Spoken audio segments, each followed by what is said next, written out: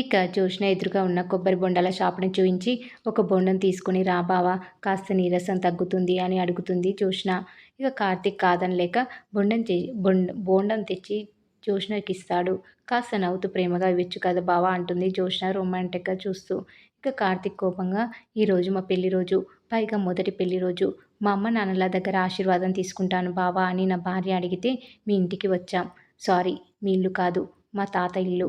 ఇంకా గట్టిగా మాట్లాడితే మా అత్తారిల్లు అంటూ అరిచినట్లు చెప్తాడు కార్తీక్. క్లారిటీగానే ఉన్నావు బావా, నన్ను పెళ్లి చేసుకుంటే అది నీ అత్తారిల్లే అంటుంది జోష్న. ఇక జోష్న అలా అనగానే, పట్టపగలు కళ్ళు కనడం మానేయి మేడం, అది ఎప్పటికీ నిజం కాదు అంటాడు కార్తీక్. నేను నిజం చేస్తాను బావా అంటుంది జోష్న. పిల్లల ఆటలు మానేయండి మేడం, మా పెళ్లి రోజు కాబట్టి మీరు కావాలని ఇదంతా చేస్తున్నారని నాకు తెలుసు అంటాడు కార్తీక్ కోపంగా. ఇంతలో దీప కాల్ చేసి, ఎక్కడున్నావు బావా, ఏ ఆసుపత్రికి వెళ్ళారు అని అంటుంది. నాకు ఇంకా తలనొప్పి తగ్గలేదు దీప, దారిలో బోండం తాగుతున్నా అంటుంది జోష్న. ఫోన్ స్పీకర్లో పెడతాడు కార్తీక్.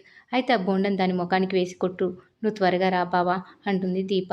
దీప మాటలకి ఒక్కసారిగా షాక్ అయిపోతుంది జోష్న. వినపడింది అంటుంది కోపంగా జోష్న. వినపడాలనే అన్నాను అంటుంది దీప. కార్తీక్ నవ్వుకుంటాడు. ఇక జోష్న కోపంగా దీపతో, బావ రాడు అంటుంది. అప్పుడు నేనే వస్తాను అంటుంది దీప. ప్రతిసారి అంత తేలికగా నీకు వదలలేను దీప, ఈసారి కాస్త గట్టిగానే పట్టుకున్నాను అంటుంది జోష్న.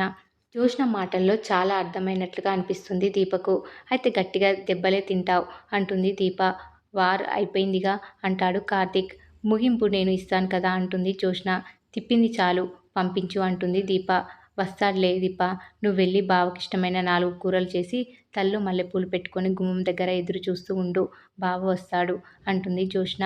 ఇక జోష్న అలా అనగానే దీప, వస్తాడు కాదు, రావాలి అంటుంది కోపంగా. ఇక కార్తీక్ దీపతో, దీప నువ్వు ఇంటికి వెళ్ళిపో, నేను వస్తాను అంటాడు కార్తీక్. దాంతో దీప బాధగా సరే అంటుంది. ఇంతలో పారు వచ్చి, జోష్నకు తలనొప్పి తగ్గిందంటనా అని అడుగుతుంది. అది తగ్గేది కాదండి అంటుంది దీప అసహనంగా. నేను తగ్గిస్తాను కదా, పదమ్మా ఇంటికి వెళ్దాం అంటుంది పారు. ఇక దీప పారు కారులో బయలుదేరుతారు గుడి నుంచి. ఇక జోష్న బోర్డం తాగేసి, బావా పద, మణికొండ ఆసుపత్రికి పోని అంటుంది. నేను ఇంటికి వెళ్ళాలి అని కార్తీక్ ఎంత చెప్పినా జోష్న వినదు. తల తిరుగుతుంది బావా అని నాటకం ఆడుతూనే ఉంటుంది జోష్న. ఇక కార్తీక్ కారు పోనిస్తూనే ఉంటాడు. జోష్న హాస్పిటల్ పేరుతో తిప్పుతూనే ఉంటుంది. ఇక కాసేపటికి తాత పార్కి కాల్ చేసి, ఎక్కడున్నారు, జోష్న దీప కార్తీక్ ఎక్కడా అని ఆరాధిస్తాడు.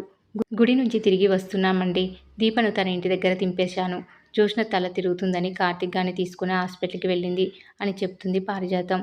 అయ్యో హాస్పిటల్కా అని తాత కాస్త కంగారుగా అనేసరికి ఆ మాట విన్న సుమిత్ర దశరథ్ కాస్త కంగారు పడతారు. ఏమైంది నా కూతురికి అని కన్నీళ్లు పెట్టుకుని కంగారుగా అడుగుతుంది సుమిత్ర.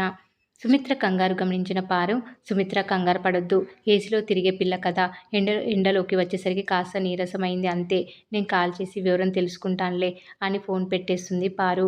ఇక దశరథ్ మనసులో, ఏంటి కార్తీక్ గాని మాత్రమే జోష్న ఎందుకు తీసుకెళ్తుంది, ఇది కావాలని చేస్తుందా లేక సాధారణంగానే జరుగుతుందా అని అనుమానిస్తూ ఉంటాడు. ఇక పారు జోష్నకి కాల్ చేస్తుంది.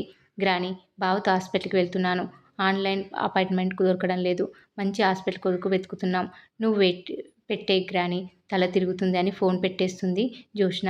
కార్తీక్ గాన్ని పంపించేయి, నువ్వే క్యాబ్కి వెళ్ళు, ఈరోజు వాడి పెళ్లి రోజు అని పారు ఎంత చెప్పినా జోష్న వినిపించుకోదు.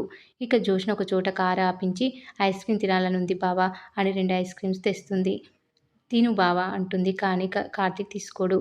ఇక జోష్న కూల్గా, బావా మన జర్నీ క్లైమాక్స్కి వచ్చేసింది బావా, కానీ క్లైమాక్స్ ఇక్కడ ప్లాన్ చేయలేదు, పోనీ బావా చెప్తాను, నీకు ఒక గిఫ్ట్ ప్లాన్ చేశాను, అది ఇచ్చి పెళ్లి రోజు శుభాకాంక్షలు చెప్తాను, ఆ తర్వాత నువ్వు ఇంటికి వెళ్ళిపోవచ్చు, ఇప్పుడు ఇంత దూరం వచ్చిన తర్వాత నన్ను వదిలేసి వెళ్తే మా మమ్మీ ఊరుకోదు కదా, పద పద అంటూ బ్లాక్మెయిల్ చేస్తూనే కార్ని ముందుకు పోనిచ్చేలా చేస్తుంది జోష్న. కార్తీక్ అసహనంగానే కార్ని పోనిస్తాడు. ఇక ఇక ఇంకా దూరం వెళ్ళేసరికి ఒకచోట ఖాళీ ప్రదేశంలో కారు ఆపమంటుంది జోష్న. కార్తీక్ ఆపుతాడు. బెస్ట్ గిఫ్ట్ ఇస్తాను దిగు బావా అని కారు దింపుతుంది జోష్న. తర్వాత చేయి చాపమంటుంది. నీ పెళ్లి రోజుకి అపురూపమైన అందమైన బహుమతి ఇది అని కార్తీక్ చేతిలో తాళిబొట్టు పెడుతుంది జోష్న. అది చూసి కార్తీక్ షాక్ అవుతాడు. దాన్ని చేత్తో తీసుకుని, ఇదే నీ పెళ్లి రోజుకి నేనిచ్చే కానుక, ఈ తాళి నా మెళ్ళో కట్టి నన్నే బహుమతిగా తీసుకో బావా అంటుంది జోష్న. సో ఒక్కసారిగా షాక్ అయిపోతాడు కార్తీక్. అక్కడితో ఈరోజు ఎపిసోడ్ కంప్లీట్ అయిపోతుంది. అయితే జోష్న తీరు చూస్తుంటే కార్తీక్ని బ్లాక్మెయిల్ చేసి ఖచ్చితంగా తాళి కట్టించుకునేలాగానే ఉంది. మరి ఏం జరగబోతుంది అనేది రాబోయే ఎపిసోడ్లో తెలుసుకుందాం.